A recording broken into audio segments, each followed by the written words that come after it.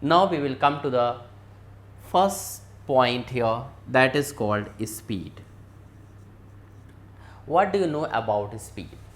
See here, whenever any object is changing its position with respect to time, so the rate of change of position, you can say that is speed.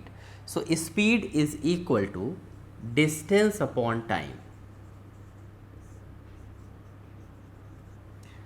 So distance traveled by the body per unit time is known as speed. So now see velocity.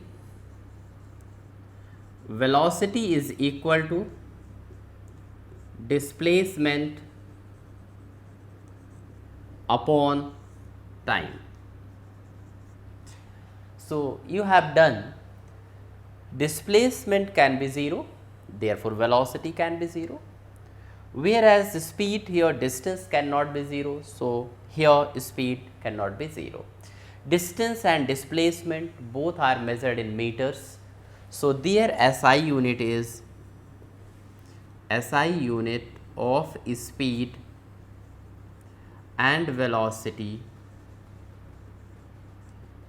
is meter per second, or you can write m as raised to power minus 1. That is the same way to write a meter per second.